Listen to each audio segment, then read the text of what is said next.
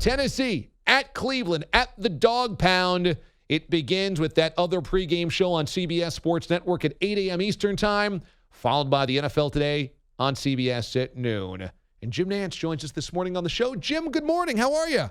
Good morning. That was a perfect summation of why we're there and what's going on. The expectations, the excitement, all the hype and hysteria around the Browns. We're going to the Dog Pound to check it out and see what they've got, and I can't wait to see it. With all due respect to the Browns, I never expected you guys, the number one team, to open up a season with the Cleveland Browns, but that just shows how much excitement there is. When you guys look at this matchup in this game of the new-look Browns opening up, what's the most interesting storyline to you going into Sunday? Well, first off, let's not I know you're not, but this is something I think a lot of people could do, is overlook Tennessee coming in here. Everybody knows this is all about Cleveland from a national perspective, and this Titans bunch is not a bunch of pushovers. But as far as the top stories, what does Odell Beckham look like in a Browns uniform and in tandem with Baker Mayfield? What is that going to look like? Let's start there.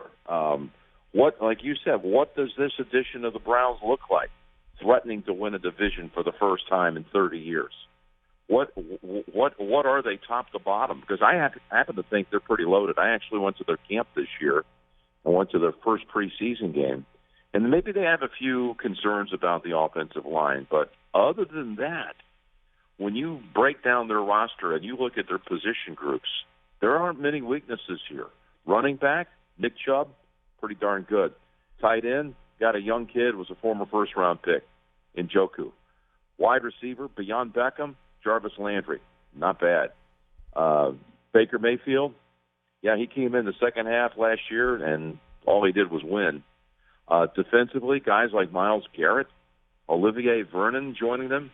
Their secondary, they've gone young in the draft the last couple of years.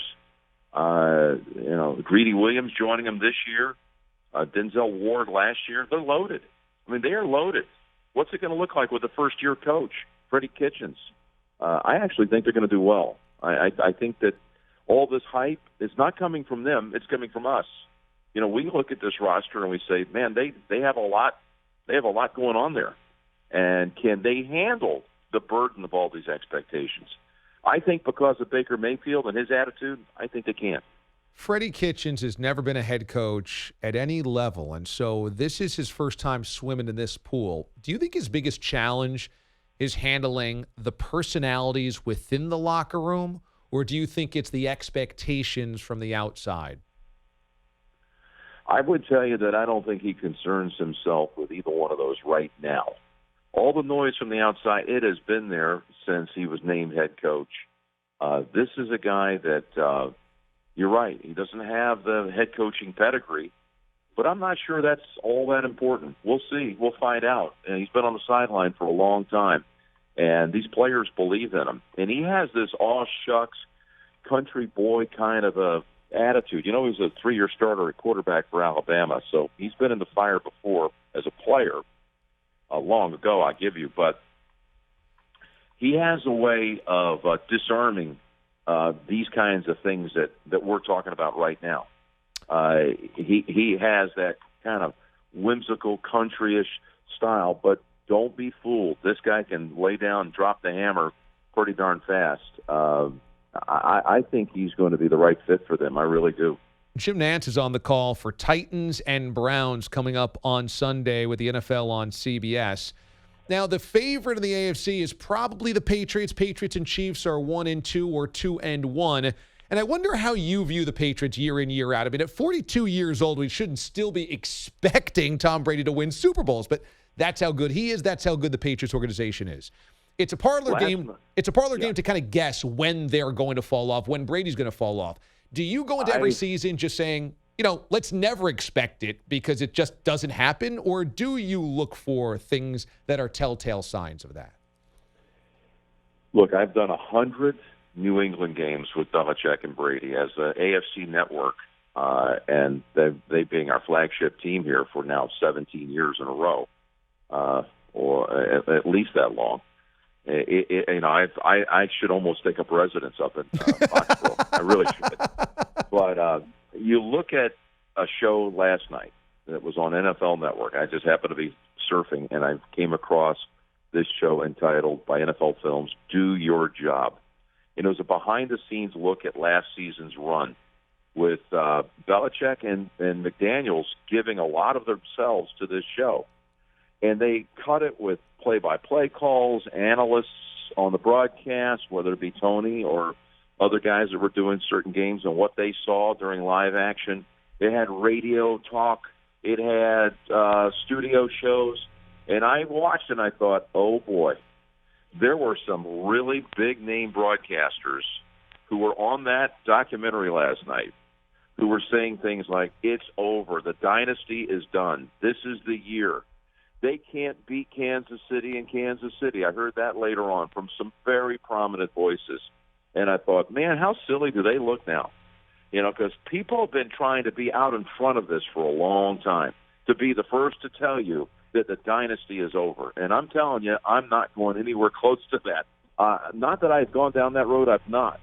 But, I learned a long time ago, the great ones, you never doubt them, whether it be Belichick and Brady or whether it be Tiger Woods in golf. I'm not going to tell you they're done until they tell you they're done. Yeah, about a decade ago, I started thinking the dynasty was over, and that was about 10 years ago. So now I'm on the other side of it. I'll be the last one to say that the dynasty is done. I am banking on it never actually being done. But the question is, the Chiefs, do you think the Chiefs coming off of last year will be as dynamic, as thrilling, or is there naturally going to be kind of a comeback this season to the pack?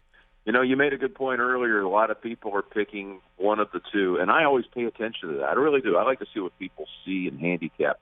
I'm seeing more people pick Kansas City in the AFC Championship game over New England. First off, that would be a fantastic rematch if that unfolds. We do have that game on CBS in early December up in New England.